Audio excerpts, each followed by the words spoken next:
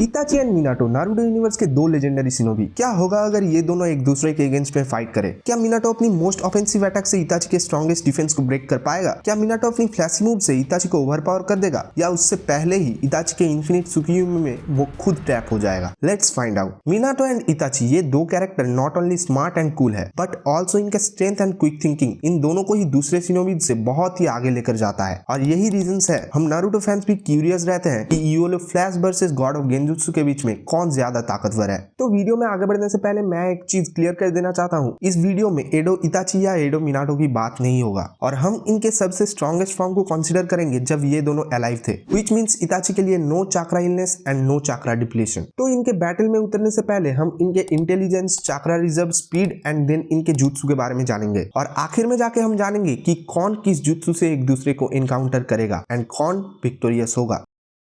Intelligence के मामले में इताची एंड मिनाटो में 19-20 का ही फर्क होगा। ये दोनों ही निंजा एकेडमी के top 2 high scorer of all time थे, और अगर इनकी बैटल आईक्यू की बात करें तो मिनाटो की इंटेलिजेंस हमें ओबिटो के साथ फाइट के दौरान देखने को मिला था, जहां पे उसके साथ पहले ही इनकाउंटर में कुछ ही मिनटों के अंदर मिनाटो ने उसका कामुई एबिलिटी कैसे काम करता है और उसको कैसे डिफीट किया जा सकता है उसको फिगर आउट कर लिया था, और वो भी ऐसे क्रिटिकल मोमेंट पे जब उसके ऊपर बर्डन था to protect Naruto and his village at the same time. और वहीं पे अगर इताची की बात करें जहां पे दूसरे शिनोबीज का थॉट खत्म हो जाता है, वहीं पे इसका थॉट शुरू होता है। एग्जाम्पल के तौर पे काबुटो से रिएनिमेट होने के बाद जहां पे दूसरे शिनोबीज उसके इशारों पे नाच रहे थे, वहीं पे इताची इजानामी को यूज करके उसको ही दूसरे रियलिटी में ट्रैप कर दिया था। और तो और इस जुत्सु के क्रिएटर तोबी रामा को भी शायद इस जुत्सु के फ्लॉ के बारे में पता नहीं होगा, जो इताची ने इंस्टेंट फिगर आउट कर लिया था। तो इंटेलिजेंस के मामले में दोनों ही ऑलमोस्ट इक्वल है। चाक्रा रिजर्व के केस में मिनाटो को अपर हैंड मिल जाएगा, बिकॉज नारुतो में बहुत सारी ऐसी इवेंट्स है जो प्रूफ करता है मिनाटो के पास ह्यूज अमाउंट ऑफ चाक्रा था। Like third grade Ninja war में 1000 शिनोबीज के साथ बैटल, टेल बीस्ट बॉम्ब का टेलीपोर्टेशन, इन चीजों को करने के लिए बहुत ही ज्यादा चाक्रा की रिक्वायरमेंट होती है। इवन उसके पास हाफ 9 टेल से तो थोड़ा ज्यादा ही चाक्रा था, बिकॉज अगर तुम्हें पता है तो डेड डिमन कंज्यूमिंग सील से तुम किसी भी पर्सन का उतना ही पार्ट को सील कर सकते हो जितना तुम्हारे अंदर चाक्रा है। इसे अच्छे से समझने के लिए याद करो थर्ड होकागे ने ओरोचिमारू के ओनली 2 हैंड्स को क्यों सील किया था, बिकॉज उसके पास एट द एंड उतना चाक्रा नहीं था कि वो कंप्लीट ओरोचिमारू को सील कर पाए। सेम गोज फॉर मिनाटो, उसने भी हाफ कुरामा को तब सील किया था जब उसने ऑलरेडी ओबिटो एंड कुरामा के साथ बैटल कर लिया था, तो उसमें उसका चाक्रा डिप्लीशन तो हुआ ही होगा। इसीलिए ये मेरा सोचना है कि उसके पास एटलीस्ट हाफ कुरामा से तो ज्यादा ही चाक्रा होगा। और बाकी अगर इताची की बात करें तो इसका इलनेस को अगर हम हटा भी दे तो भी एज कंपेयर टू मिनाटो इसका चाक्रा रिजर्व कुछ भी नहीं है। स्पीड के अंदर हमारे मन में कोई भी डाउट होना ही नहीं चाहिए कि इताची मिनाटो को बीट कर सकता है, बिकॉज मिनाटो का फ्लाइंग राइजिंग दी फास्टेस्ट टेलीपोर्टेशन जुत्सु है नारुतो में, जिसके सामने सिंगल बिट भी चांस नहीं है कि इताची मिनाटो को हरा सके।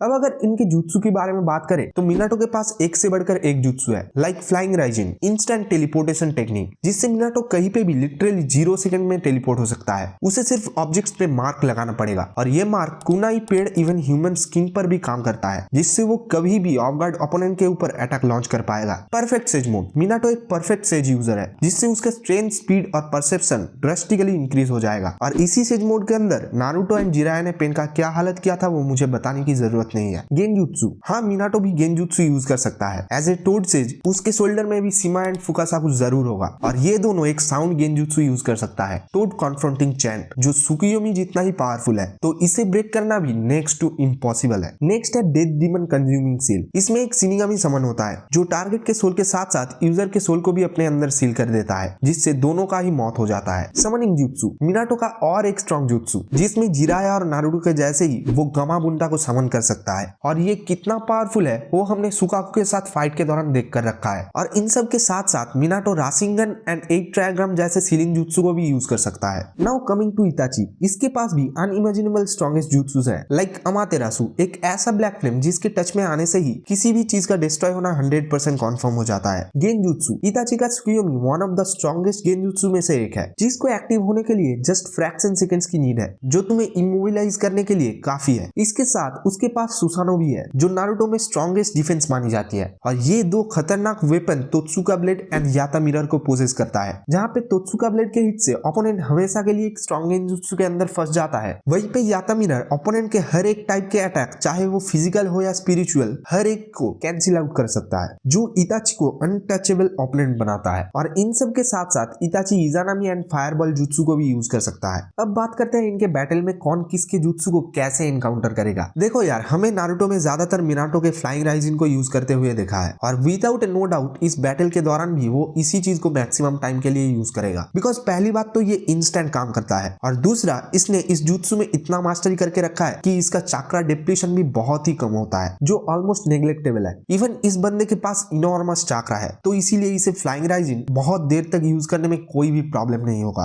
और इसी वजह से पहले से ही इताची का अमातेरासु, फायरबॉल जुत्सु एंड इजानामी, इनमें से कुछ भी उसके ऊपर काम नहीं करेगा। आफ्टर ऑल इनमें से कोई भी इंस्टेंट जुत्सु नहीं है, तो इनसे मिनाटो को हिट करने का पॉसिबिलिटी बिल्कुल जीरो है। अब आते हैं गेंजुत्सु पे। इताची का गेंजुत्सु कितना पावरफुल है वो हमें पता है। अगर मिनाटो ने लेस देन ए सेकंड भी उसके आंखों में आंखें डाली तो गेम ओवर है, बट वो ये कभी भी नहीं करेगा। अगर तुम्हें याद होगा, मिनाटो का राइवल था फुगाकू उचिहा, जो इताची का ही बाप था, तो उसे सारिंगन की गेंजुत्सु के बारे में बहुत ही अच्छे से पता है। और तो और उसे अपने आंखें ओपन करने की भी जरूरत नहीं है, बिकॉज उसके पास है परफेक्ट सेज मोड, जिससे आंखें बंद करने के बाद भी यूजर ओपोनेंट के हर एक मूवमेंट एंड अटैक को इजीली सेंस कर पाएगा। एंड इवन हमें ये भी भूलना नहीं चाहिए कि मिनाटो के पास भी एक गेंजुत्सु है, हाँ वही टोड कॉन्फ्रंटिंग चैंट, जिसको एक्टिव होने में थोड़ा टाइम तो लगता ही है, पर मिनाटो अपनी स्पीड की वजह से इतना टाइम तो निकाल ही लेगा कि सीमा एंड फुकासाकु गेंजुत्सु को इताची पे लॉन्च कर पाए। और अगर ये इताची पे लॉन्च हो गया तो इताची का काम भी खत्म है। एंड अल्टीमेटली अब इताची के पास सिर्फ एक ही ऑप्शन बचता है, और वो है उसका सुसानो। और लिटरली मिनाटो के पास एक भी ऐसा जुत्सु नहीं है जिससे वो सुसानो को तोड़ सके, बिकॉज नारुतो का जायंट राशिंगन भी मादरा के सुसानो में नॉर्मल स्क्रैच तक नहीं ला पाया था। तो मिनाटो का राशिंगन इताची के सुसानो को तोड़ देगा ऐसा सोचना भी मत। तो क्या इसका मतलब इताची कैन बीट मिनाटो?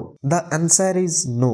देखो, पहली बात तो इताची का तोत्सुका ब्लेड ही है जो ओनली प्रॉब्लम हो सकता है मिनाटो के लिए, लेकिन वहीं पे भी सेम बात आ जाती है। मिनाटो इतना फास्ट है कि उसके ऊपर तोत्सुका ब्लेड भी लॉन्च करना नेक्स्ट टू इम्पॉसिबल है। लेकिन मेरे भाई, सुसानो अल्टीमेट डिफेंस होने के बाद भी मिनाटो इताची को हरा सकता है। इताची का सुसानो इनकम्प्लीट होने की वजह से ये ग्राउंड से टोटली ओपन है, जो इसका मेजर वीकनेस है। तो अगर तुम्हें नेजी वर्सेस नारुतो का बैटल याद हो, तो सेम स्ट्रेटेजीज को यूज करके मिनाटो भी अंडरग्राउंड से इताची के ऊपर अटैक लॉन्च कर पाएगा, तो उसे सुसानो को तोड़ने की भी जरूरत नहीं पड़ेगा। एंड ऑल्सो मिनाटो अपने गेंजुत्सु को भी यूज कर सकता है, और ये एक साउंड गेंजुत्सु होने की वजह से ये सुसानो के आर पार भी जा सकता है। और इन सब अटैक को लॉन्च करने के लिए मिनाटो गामागुंडा को समन कर सकता है ताकि इताची डिस्ट्रैक्ट हो सके। एंड सेकंड थॉट जो मेरा है वो मुझे सबसे इफेक्टिव लगता है। अगर किसी भी तरह इनके बैटल के दौरान मिनाटो इताची के बॉडी पे कोई भी मार्क लगा देता है, तो सुसानो एक्टिव होने के बाद भी वो सुसानो के अंदर जाके उस पे अटैक लॉन्च कर पाएगा। इवन ये भी पॉसिबल होगा कि वो इताची को दूसरी जगह टेलीपोर्ट कर पाएगा। एंड अगर ये सब भी काम ना करे तो मिनाटो को बस वेट करना है, because as we all no,